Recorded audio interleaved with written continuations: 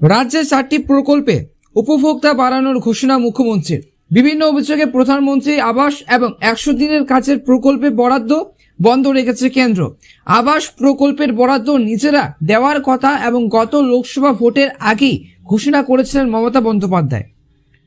আবাস প্রকল্পে প্রথম কিস্তির বরাদ্দ 15 থেকে 30 ডিসেম্বরের মধ্যে ছাড়ার কথা ঘোষণা করল রাজ্য সরকার।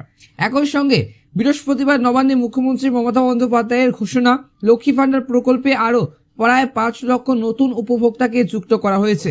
ডিসেম্বর থেকে তারাও অর্থ পেতে শুরু করবেন। সব মিলিয়ে এদিন 4টি প্রকল্পে উপভোক্তার সংখ্যা বাড়ানোর সিদ্ধান্ত ঘোষণা করেছে রাজ্য সরকার।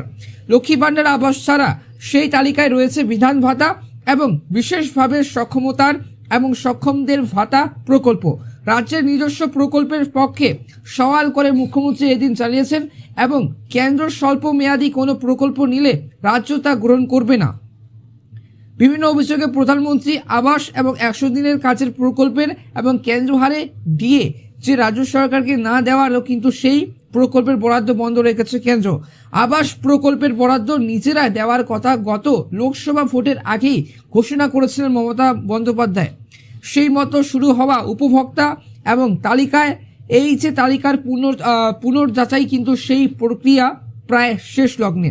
মমতা জানান, আবাসের মূল তালিকায় 11 লক্ষ উপভোক্তাকে প্রথম কিন্তু কিস্তির বরাদ্দ দেওয়া হবে 15 থেকে 30 ডিসেম্বরের মধ্যে। প্রাকৃতিক বিপর্যয়ের কারণে আরও 1 লক্ষ মানুষকে বাড়ি তৈরির ওই টাকা দেওয়া হবে। সব মিলিয়ে 12 লক্ষ উপভোক্তা প্রথম কিস্তির টাকা পাবেন।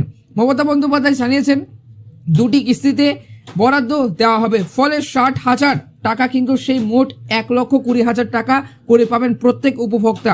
মামলার কথায় রাজ্যে 40% টাকা দেয়, তারপরেও প্রধানমন্ত্রীর নামে প্রকল্প কেন?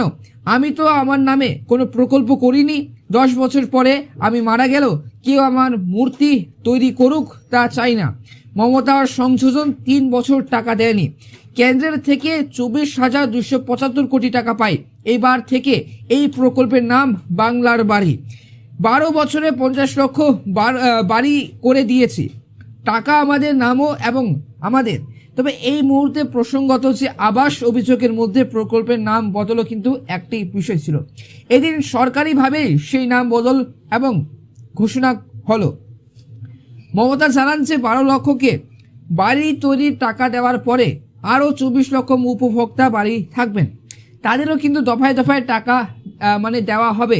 তার কথায় 2 এবং 3 বছর 2 থেকে 3 বছর সময় নিচ্ছে। মমতার ঘোষণা, লক্ষ্মী ভাণ্ডারের এই যে আরও 5,07,000 উপভোক্তাকে নতুন করে যুক্ত করা হয়েছে জানানো হয়েছে এবং গতকাল নবান্নের বৈঠকে যারা আজীবন ভাতা পাবেন।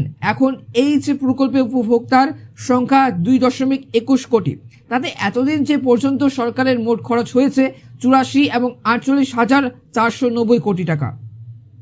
নতুন করে কিন্তু সেই 5.7 লক্ষের জন্য অতিরিক্ত আরও কিন্তু সেই প্রায় 625 কোটি টাকা কিন্তু খরচ হবে।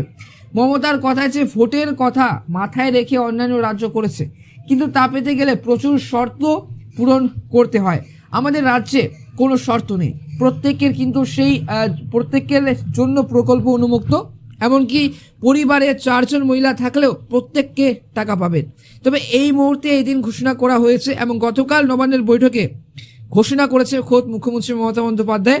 বিধবা ভাতা আরও 43,900 জনকে দেওয়া হবে ডিসেম্বর থেকেই।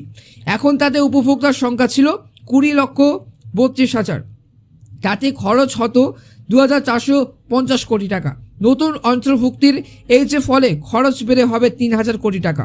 পাশাপাশি বিশেষভাবে সক্ষম প্রায় 7.5 লক্ষ উপভোক্তা ভাতা পেতেন মোট 900 কোটি টাকারও। এখন আরও 19,000 নতুন উপভোক্তা তাতে যুক্ত হলো। নতুন কৃষক বন্ধু প্রকল্পে প্রায় 1.8 কোটি উপভোক্তাকে একটি কিস্তি 2,943 কোটি টাকা বরাদ্দ ছাড়পত্র দিয়েছে রাজ্য সরকার। এখনও পর্যন্ত এই প্রকল্পে এবছর 5,859 কোটি টাকা খরচ করা হয়েছে। 2019 সাল থেকে এখনও পর্যন্ত খরচ হয়েছে 21,134 কোটি টাকা।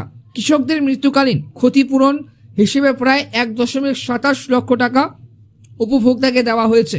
2,544 কোটি টাকা। মমতার কথায়, আমি যা কথা দিই তা রাখি। যদিও আর্থিক পর্যবেক্ষকদের একাংশের মতে আয়ের সীমারেখা ছাড়া সার্বিকভাবে কিন্তু প্রকল্পগুলি চালানো কতটা যুক্তিযুক্ত হচ্ছে ভবিষ্যতের কথা ভেবে তা খতিয়ে কিন্তু দেখা উচিত সরকারের। তবে এই মুহূর্তে যে প্রকল্পের নামগুলি আমি বললাম এবং সেই কিন্তু প্রকল্পের টাকা বাড়ানো হয়েছে এবং কিছু কিছু প্রকল্পে উপভোক্তাদের নতুন উপভোক্তা কিন্তু যুক্ত করা হয়েছে এবং গতকাল মুখ্যমন্ত্রী মমতা বন্দ্যোপাধ্যায় কিন্তু খোঁজ জানিয়ে দিয়েছেন, কিন্তু বকেয়া দিয়ে নিয়ে কোনো কিছুই কিন্তু বলেননি খোদ মুখ্যমন্ত্রী মমতা বন্দ্যোপাধ্যায়। এই নিয়ে কিন্তু রাজ্য সরকারি কর্মচারীদের মধ্যে একটা সমালোচনা নিয়ে কিন্তু ঝড় তৈরি হয়েছে। তবে এই মুহূর্তে ভিডিওটি এখান থেকে, ভিডিওটি যদি ভালো লাগে থাকে অবশ্যই ভিডিওটিকে লাইক করবে, চ্যানেলটিকে অবশ্যই সাবস্ক্রাইব করে পাশের বেল আইকনটা অবশ্যই ক্লিক করে রাখবে। ধন্যবাদ।